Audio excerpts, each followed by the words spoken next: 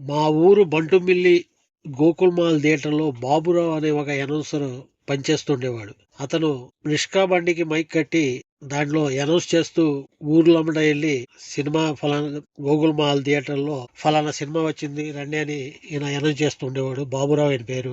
ఈయన అనౌన్స్ ఆ టైంలో చాలా ప్రత్యేకంగా ఉండేది. ఎందుకంటే సినిమాలో నటించినటువంటి యాక్టర్ల గురించి చెప్పేటప్పుడు ఒక ప్రత్యేకంగా వాళ్ళ గురించి చెప్తూ ఉంటాడు. అదే నందమూరి తారక రామారావు నటించిన చిత్రం కనుక వస్తే ఇక ఆయన చెప్పే ఆ ప్రచారానికి ఇక ఒక అవధులుండేవి కాదు. అంత బిరుదులు ఇస్తూ ఎన్నో బిరుదులు ఆయనకి ఇస్తూ చాలా మంచి ప్రచారం చేసేవాడు. ఆయన మైక్ లో ఎలా అనౌన్స్ చేసేవాడంటే ఈ ప్రచారం చేసే పద్ధతి ఏంది చాలా బాగుండేది. ఎలా చెప్పేవాడంటే నేడే చూడండి మీ థియేటర్ గోకుల్ మహల్లో ఈ రోజు నుండి మన మహానటుడు సినీ అందగాడనేటువంటి మీ అభిమాన నటుడు ఆంధ్రుల ఆరాధ్య నటుడు రామునిగా కృష్ణునిగా భీమునిగా రావణ బ్రహ్మగా బ్రహ్మన్నలగా దుర్యోధునిగా కర్ణునిగా భీష్మునిగా శ్రీకృష్ణరాయలుగా రాజుగా రారాజుగా పేదవానిగా పోలీసుగా దొంగగా రైతుగా రైతు బిడ్డగా జమీందారుగా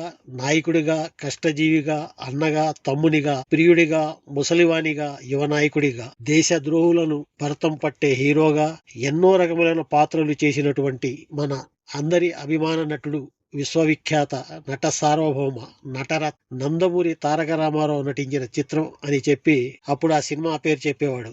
అప్పటి వరకు రిషా బండి అక్కడ నిలబడి ఉంటే ఆ పేరు మనం వినగలిగే వాళ్ళం. లేకపోతే ఊరి మొదట్లో అనౌన్స్ మొదలు పెడితే ఊరి చివరకు వచ్చేటప్పటికి ఎన్టీ రామారావు పేరు వినపడేది. ఎన్టీ రామారావు పేరు చెప్పే వరకు మేము బండి వెనకాల పరిగెత్తే వాళ్ళం. ఆ రోజులే వేరు.